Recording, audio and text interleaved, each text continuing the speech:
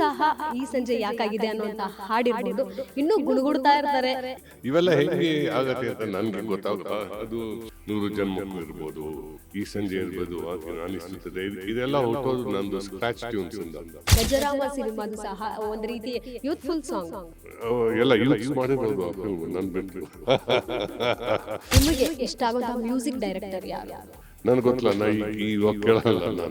ನನಗೆ ಗೊತ್ತಿದ್ರು ನಾನು ಹೇಳಲ್ಲ. ನಿಮ್ಮ ಹಾಡುಗಳನ್ನೇ ನೀವು ಪದೇ ಪದೇ ಕೇಳ್ತಾ ಇರ್ತೀರಾ? ನಾನು ನಂದು ಒಂದು ಪ್ರಾಜೆಕ್ಟ್ ಮುಗಿದ್ಮೇಲೆ ಚಾಪ್ಟರ್ ಕ್ಲೋಸ್. ಅಮೆರಿಕ ಕಾರ್ 100 ಜನ್ಮಕ್ಕೂ, ಈ ಸಂಜೆ ಯಾಕಾಗಿದೆ, ಮುಂಗಾರು ಮಳೆ, ಹೀಗೆ ಹೇಳ್ತಾ ಹೋದರೆ ಆ ಪಟ್ಟಿ ಬೆಳಿತಾನೆ ಹೋಗುತ್ತೆ. ಈ ಅದ್ಭುತ ಚಿತ್ರಗಳಿಗೆ ಬೆಸ್ಟ್ ಸಂಗೀತ ಕೊಟ್ಟಂತಹ ಮ್ಯೂಸಿಕ್ ಮಾಂತ್ರಿಕ ಅಂದರೆ ಮೆಲೋಡಿ ಮ್ಯೂಸಿಕ್ ಮಾಂತ್ರಿಕ ಇವತ್ತು ನಮ್ಮೊಟ್ಟಿಗಿದ್ದಾರೆ ಮನೋಮೂರ್ತಿ ಸರ್. ಸರ್ ನಮಸ್ತೆ ಸರ್. ನಿಮ್ಮನ್ನು ಮಾತಾಡಿಸೋದೆ ನಮ್ಮ ಭಾಗ್ಯ ಅಂತ ಹೇಳ್ಬೋದು ಇವತ್ತು, ಯಾಕಂದರೆ ಸಾಕಷ್ಟು ದಿನಗಳ ಬಳಿಕ ನೀವು ಸಿಕ್ಕಿರೋ ಅಂಥದ್ದು. Thank you. ನಿಮ್ಮ ಜರ್ನಿ ನಾವಂತೂ ಎಕ್ಸ್ಪ್ಲೇನ್ ಮಾಡೋಕ್ಕಾಗೋದಿಲ್ಲ ಸರ್, ಯಾಕಂತ ಹೇಳಿದ್ರೆ ತುಂಬ ಜನಕ್ಕೆ ಇನ್ಸ್ಪೈರ್ ಆಗುತ್ತೆ. ಈಗಲೂ ಸಹ ಈ ಸಂಜೆ ಯಾಕಾಗಿದೆ ಅನ್ನೋಂಥ ಹಾಡಿರ್ಬೋದು, ಇನ್ನೂ ಗುಣಗುಡ್ತಾ ಇರ್ತಾರೆ. ಟ್ರಾಫಿಕಲ್ಲಿ ಹೋಗಬೇಕಾದ್ರೆ ಅದು ಹಾಡು ಕೇಳ್ತಾನೇ ಇರ್ತಾರೆ. ಅದು ಇವೆಲ್ಲ ಹೆಂಗೆ ಆಗತ್ತೆ ಅಂತ ನನಗೆ ಗೊತ್ತಾಗಲ್ಲ. ಅದು ಎಲ್ಲ ನೀವು ಹೇಳಿದ ಸಾಂಗು 100 ಜನ್ಮಕ್ಕೂ ಇರ್ಬೋದು, ಈ ಸಂಜೆ ಇರ್ಬೋದು ಅನಿಸ್ತದೆ. ಇದೆಲ್ಲ ಹುಟ್ಟೋದು ನಂದು ಸ್ಕ್ರ್ಯಾಚ್ ಟ್ಯೂನ್ಸಿಂದ. ನಾನು ಅದಕ್ಕೆ ಸ್ಕ್ರ್ಯಾಚ್ ಟ್ಯೂನ್ ಅಂತ ಹೇಳ್ತೀನಿ.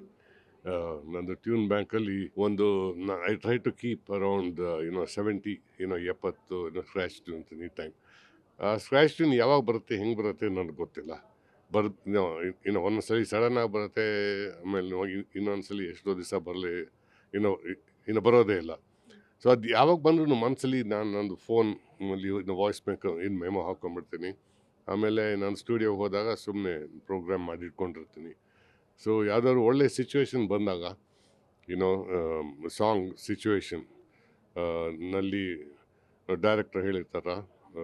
ಸೊ ಅಲ್ಲಿ ನಾನು ಈ ಸ್ಕ್ರ್ಯಾಚ್ ಟ್ಯೂನ್ಸ್ ಫಿಟ್ ಆಗುತ್ತೆ ಅಂತ ನಂಗೆ ಅನಿಸಿದರೆ ಒಂದು 4-5 ನಾನು ಅದರಲ್ಲಿ ಟ್ಯೂನ್ ಬ್ಯಾಂಕಿನ ತೊಗೊಂಡು ಅವ್ರಿಗೆ ಕಳಿಸಿರ್ತೀನಿ. ಆಪ್ಷನ್ಸು ಒಂದು 4-5 ಆಪ್ಷನ್ಸ್, ಸಮ್ಟೈಮ್ಸ್ ಕಮ್ಮಿ ಸಮ್ಟೈಮ್ಸ್ ಜಾಸ್ತಿ. ಸೊ ಅವ್ರು ಅದ್ರಲ್ಲಿ ಚೂಸ್ ಮಾಡ್ತಾರೆ. ಸೊ ಅದು ಹೆಂಗೆ ಚೂಸ್ ಮಾಡ್ತಾರೆ, ಅವ್ರ ಫಿಲ್ಮ್ಗೆ ಆ ಸಿಚುವೇಶನ್ ಫಿಟ್ ಆಗುತ್ತೋ ಇಲ್ವೋ ಅದು ಅವ್ರ ಮೇಲೆ ಡಿಪೆಂಡ್ ಆಗುತ್ತೆ. ಓಕೆ, ನಾನು ಸುಮ್ಮನೆ ಈ ಸ್ಕ್ರ್ಯಾಚ್ ಟ್ಯೂನ್ ಮಾಡಿಟ್ಟಿರ್ತೀನಿ. ಎಷ್ಟೋ ಒಂದೊಂದ್ಸಲಿ ಏನಾಗುತ್ತೆ ಅಂದರೆ ಡೈರೆಕ್ಟರ್ಸು ಬರೀ ಟ್ಯೂನ್ ಮೇಲೆ ಹೋಗ್ತಾರೆ. ಈ ಥರ ಟ್ಯೂನ್, ಇದು ಪಿಕ್ಚರೈಸೇಷನ್ ಕ್ಯಾಮರಾ ಇದಕ್ಕೆ ಈ ಥರ ಆ್ಯಂಗಲ್ಗೆ ಹಿಂಗೆ ಹೋಗುತ್ತೆ, ಚೆನ್ನಾಗಿರುತ್ತೆ ಅಂತೆಲ್ಲ. ಬೇರೆ ಡೈರೆಕ್ಟರ್ಸು ಎಸ್ಪೆಷಲಿ ಡೈರೆಕ್ಟರ್ಸು ಸಾಹಿತ್ಯ ಬರೆಯೋ ಥರ ಡೈರೆಕ್ಟರ್ಸ್ ಇರ್ತಾರಲ್ಲ, ಅವರು ಲಿರಿಕಲಿ ಇದು ನನಗೆ ಮನಸ್ಸಲ್ಲಿರೋ ಲಿರಿಕ್ಸ್ ಈ ಸಿಚುವೇಶನ್ಗೆ ಈ ಟ್ಯೂನಿಗೆ ಹೆಂಗೆ ಫಿಟ್ ಆಗುತ್ತೆ ಆ ಥರ ನೋಡ್ತಾರೆ. ಸೊ ಅಲ್ಲಿಂದಾನೇ ಹುಟ್ಟೋದು ಸಾಂಗ್. ಅದೇನೇ ಮೇನ್ ಕಾನ್ಸೆಪ್ಟ್, ಕೀ ಅಲ್ಲಿ ಆ ಟ್ಯೂನ್ ಸೆಲೆಕ್ಷನ್ನು ಅಲ್ಲಿಂದ ಹುಟ್ಟುತ್ತೆ. ಈ ಸಂಜೆನೂ ಹಾಗೆ ಹುಟ್ಟಿದ್ದು. ಮುಂಗಾರು ಮಳೆ ಸಿನಿಮಾ ರಿಲೀಸ್ ಆಗಿ 19 ವರ್ಷ ಆಗಿದೆ ಸರ್. 18 ಆಯಿತು ಆ್ಯಕ್ಚುಲಿ. ಈ ವರ್ಷಕ್ಕೆ 19 ಆಯಿತು ಸರ್. 2006 ಇಲ್ಲ, 2006 ಡಿಸೆಂಬರ್ 29. ಸೊ ಅಂದರೆ ಇವಾಗ 2024ಗೆ 18 ಆಯ್ತಲ್ವಾ? 24. This is 25. ಹಾಂ, ಬಟ್ 25 ಡಿಸೆಂಬರ್ ಬಂದಿಲ್ವಲ್ಲ ಇನ್ನು. ಇನ್ನು ಡಿಸೆಂಬರ್ ತುಂಬ ಮುಂದೆ ಇದೆ. ಅದೇ ಸರ್, ಇವಾಗ ಆ ಸಾಂಗ್ಸ್ ಕೂಡ ಇರಬಹುದು, ಇಂದ ಎವರ್ ಗ್ರೀನ್ ಅಂತ ಹೇಳ್ಬೋದು. ಮೋಸ್ಟ್ ಆಫ್ ಆಲ್ ನೀವು ಮಾಡಿರೋ ಸಾಂಗ್ಸ್ ಎಲ್ಲ ಎವರ್ ಗ್ರೀನೇ. ಈಗ ಬಂದಿರುವಂತಹ ಗಜರಾಮ ಸಿನಿಮಾದು ಸಹ ಒಂದು ರೀತಿ ಯೂತ್ಫುಲ್ ಸಾಂಗ್. ಅದು ಎಲ್ಲ ಯೂತ್ಸ್ ಮಾಡಿರೋದು ಆ ಫಿಲ್ಮ್ ನನ್ನ ಬಿಟ್ಟು. ಆ ಟ್ಯೂನ್ಸ್ ಎಲ್ಲ ನಂದು ನನ್ನ ಟ್ಯೂನ್ಸ್ ಅದು ಹುಟ್ಟೋದು, ನಂದು ಇನ್ಸ್ಪಿರೇಷನ್ ಬರೋದು ನಾನು ಬೆಳೀತಿರೋವಾಗ ಅದೇನಿತ್ತು, ಯಾವ ಥರ ಮ್ಯೂಸಿಕ್ ಕೇಳ್ತಿದ್ನೋ ಆ ಥರ ಟ್ಯೂನ್ಸ್ ಅದು. ಸೊ ಹಾಗೇನೆ ಸೊ ಇವಾಗ ನಾನು ಮೂವಿ ತಕ್ಕಾಗಿ ಮಾಡ್ಬೇಕು. ನಾನು ಅದಕ್ಕೆ ಏನು ಡಿಮ್ಯಾಂಡ್ ಮಾಡತ್ತೋ, ಡೈರೆಕ್ಟ್ರ್ ಏನು ಹೇಳ್ತಾರೋ ಆ ಥರ ಮಾಡ್ಬೇಕು ಟ್ಯೂನ್ಸು. ಗಜರಾಮದಲ್ಲಿ ಎಸ್ಪೆಷಲಿ ಎಲ್ಲ ಡಿಫ್ರೆಂಟ್ ಟೈಪ್ಸ್ ಇದೆ. ನನಗೆ ಗೊತ್ತು ನೀವು ಯಾವುದಕ್ಕೆ ಹೇಳ್ತಿದ್ದೀರ ಯೂತ್ ಅಂತ. ಮೋಸ್ಟ್ಲಿ ಐಟಮ್ ಸಾಂಗ್ ಇರಬೇಕು. ಅದು ಸಾಂಗ್ ಮೇಲೆ ಟ್ಯೂನ್ ಮೇಲೆ ಡಿಪೆಂಡ್ ಆಗುತ್ತೆ, ಆಮೇಲೆ ಸಾಹಿತ್ಯ ಮೇಲೆ ಡಿಪೆಂಡ್ ಆಗುತ್ತೆ, ಆಮೇಲೆ ರಿದಮ್ಸ್ ಮೇಲೆ, ಆಮೇಲೆ ಹೆಂಗೆ ಪಿಕ್ಚರೈಸ್ ಮಾಡಿರ್ತಾರೆ ಸೊ ಅದು ನೀವು ಅದು ನೀವು ನೋಡಿದರೆ ಆ ಸಾಂಗಲ್ಲಿ ಕೆಲಸ ಮಾಡಿರೋರು, ಓಕೆ, ನನ್ನ ಬಿಟ್ಟು, ಓಕೆ, ನಾನು ಆ ಟ್ಯೂನು, ಆ ಕಾಂಪೊಸಿಷನ್ನು, ಸಾಂಗ್ ಕ್ರಿಯೇಟ್ ಮಾಡಿದೆ. ಬಟ್ ಆ ಸಾಂಗ್ನ ಪ್ರೋಗ್ರಾಮಿಂಗ್ ಮಾಡೋಕ್ಕೆ ನಾವು ಮ್ಯೂಸಿಷಿಯನ್ಸ್ ಕಳಿಸಿದವರು, ಮತ್ತು ಇದು ಸಾಹಿತ್ಯ ಬರೆದವರು ಚಿನ್ಮಯ ಭಾವಿಕರೆ, ಹಾಡಿದವರು ಮಂಗ್ಲಿ, ಆ್ಯಂಡ್ ಅಫ್ಕೋರ್ಸ್ ಕುನಾಲು ಹಾಡಿದ್ದಾರೆ, but Mangli, and then dance master Dhananjaya. ಇವರೆಲ್ಲ ನನ್ನ ಮ್ಯೂಸಿಕ್ ಜೊತೆ ಬೆಳೆದಿದ್ದವರು. ಮಂಗ್ಲಿ ಬಿಟ್ಟು ನಂಗೆ ಮಂಗ್ಲಿ ಬಗ್ಗೆ ಗೊತ್ತಿಲ್ಲ, ಬಟ್ ಇವರೆಲ್ಲ ನನ್ನ ಮ್ಯೂಸಿಕ್ ಜೊತೆ ಬೆಳೆದಿರೋರು. ಸೊ ದೇರ್ ಆಲ್ ಯಂಗ್ಸ್ಟರ್ಸ್, ಅಂದರೆ ಕಂಪೇರ್ಡ್ ಟು ಮೀ ಎಲ್ಲರೂ ಯಂಗ್ಸ್ಟರ್ಸು. ಸೊ ಅದಕ್ಕೆ ಸಾಂಗ್ ಹಂಗೆ ಬರುತ್ತೆ, ಅದು ಒಳ್ಳೇದದು. I am happy. ಯೂತ್ಸ್ ಕೊಟ್ಟಿರೋಂಥ ಸಾಂಗು ನಿಮ್ಮ ಮೈಂಡ್ ಇನ್ನೂ ಯೂತ್ಸ್ ಆಗೇ ಇದೆ ಸರ್.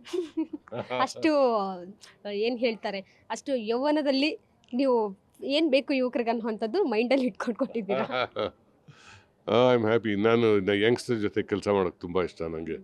ಆ್ಯಂಡ್ ಅವ್ರ ಪಾಯಿಂಟ್ ಆಫ್ ವ್ಯೂ ನನಗೆ ಆ್ಯಕ್ಚುಲಿ ಅಲ್ಲಿ ಈವನ್ ಅಮೇರಿಕಾ ಇಲ್ಲೂ ನನಗೆ ಫ್ಯಾನ್ಸ್ ಇರೋರೆಲ್ಲ ಯಾವ ಏಜ್ ಗ್ರೂಪ್ ಅಂದರೆ ನಿಮ್ಮ ಏಜ್ ಗ್ರೂಪ್ ಥರ ಎಲ್ಲ ಬೆಳೆದಿರೋರು.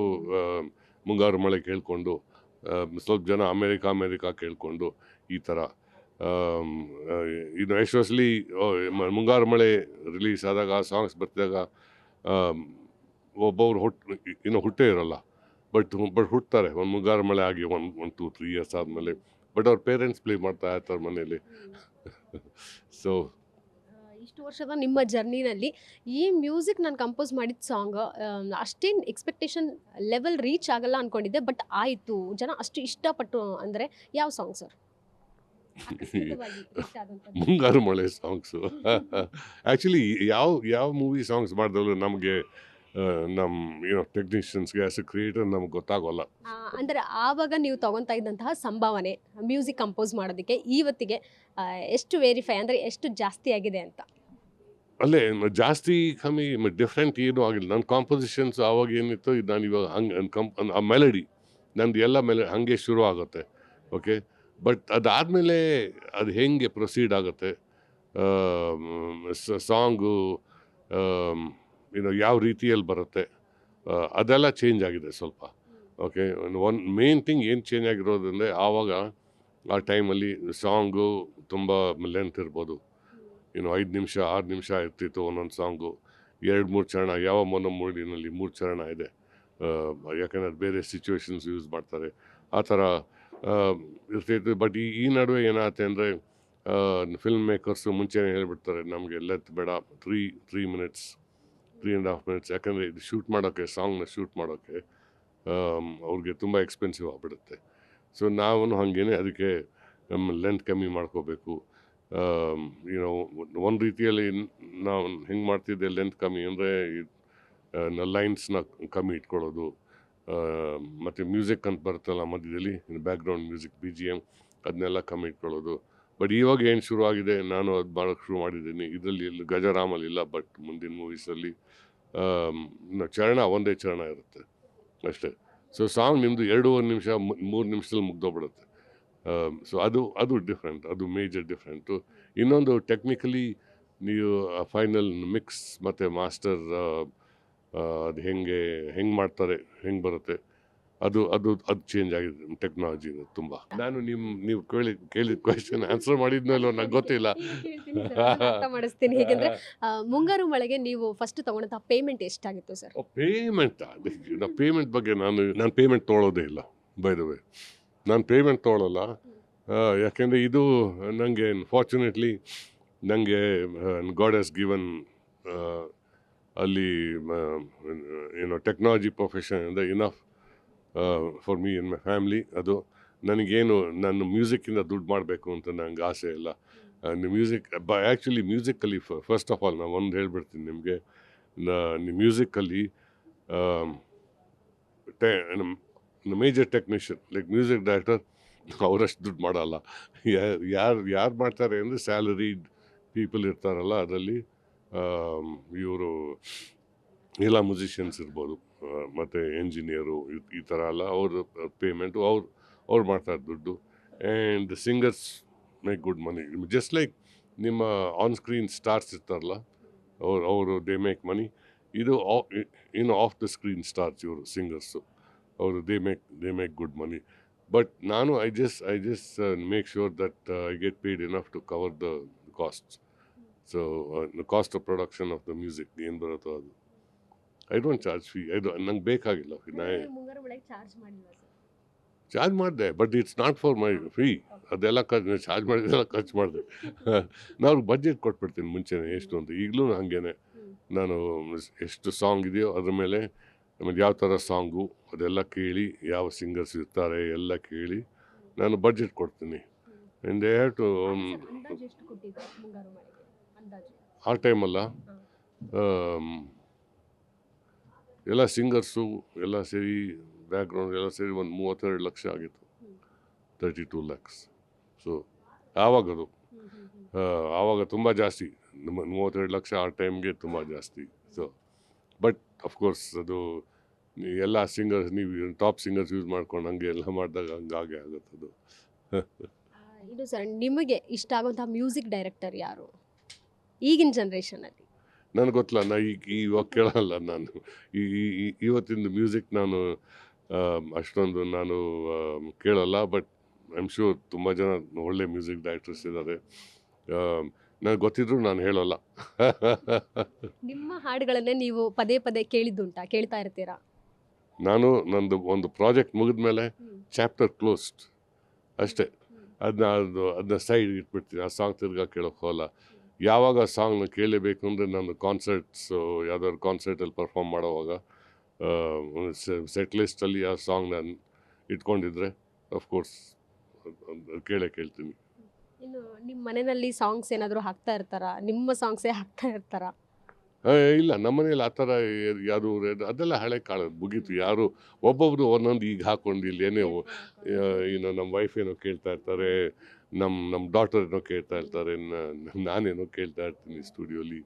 ಸೊ ನಾವೆಲ್ಲ ನಮ್ಮದು ಓನ್ ಸೆಟ್ ಲಿಸ್ಟ್ ಇರುತ್ತೆ. ಬಟ್ ನಮ್ಮ ವೈಫ್ ಅವ್ರದ್ದು ಸೆಟ್ ಲಿಸ್ಟಲ್ಲಿ ಅವರು ರ್ಯಾಂಡಮ್ ಆಗಿ ಪ್ಲೇ ಮಾಡ್ತಾರಲ್ಲ, ನನ್ನ ಸಾಂಗು ಬರ್ತಾ ಇರ್ತೇನೆ, ನಾನು ಕೇಳ್ತಾ ಇರ್ತೀನಿ ಅವಾಗ. ಇನ್ನು ಸರ್, ಮ್ಯೂಸಿಕ್ ಡೈರೆಕ್ಟರ್ ಆಗದೆ ಇದ್ದಿದ್ರೆ ನೀವು ಬೇರೆ ಯಾವ ಪ್ರೊಫೆಷನ್ ಚೂಸ್ ಮಾಡ್ತಾ ಇದ್ರಿ? ನಾನು ಆಗಲೇ ಇನ್ನೊಂದು ಪ್ರೊಫೆಷನ್ ಇದೆಯಲ್ಲ, ನಂದು ಎಂಜಿನಿಯರ್. ನಾನು software engineer.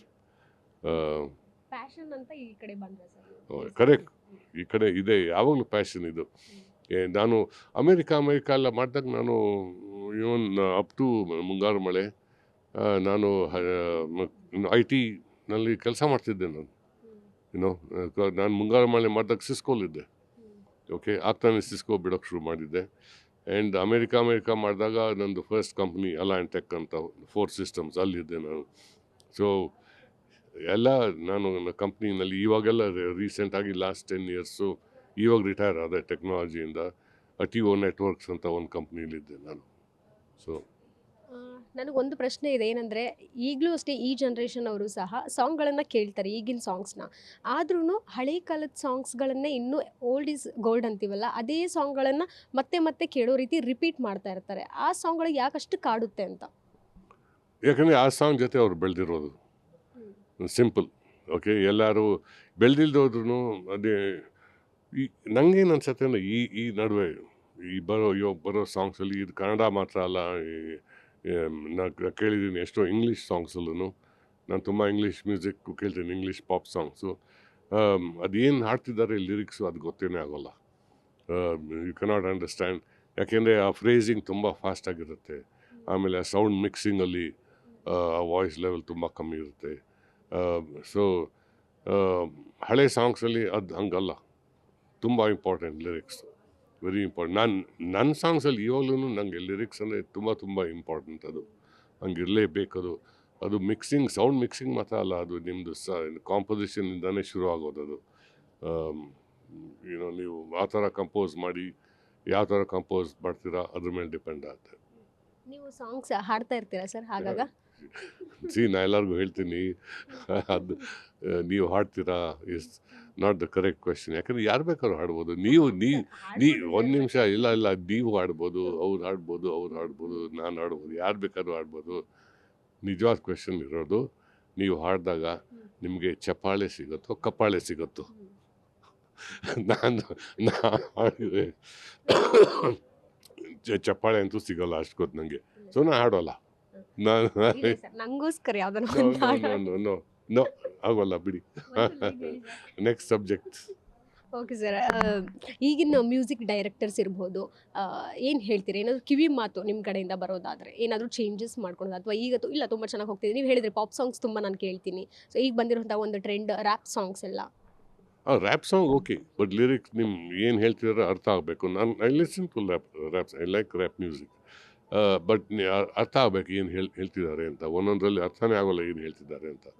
But Young upcoming music ಡೈರೆಕ್ಟರ್ಸ್ಗೆ ನಾವೇನು ಹೇಳೋದು ಅಂದರೆ, B original, B inspired, but B original ಅಷ್ಟೇ.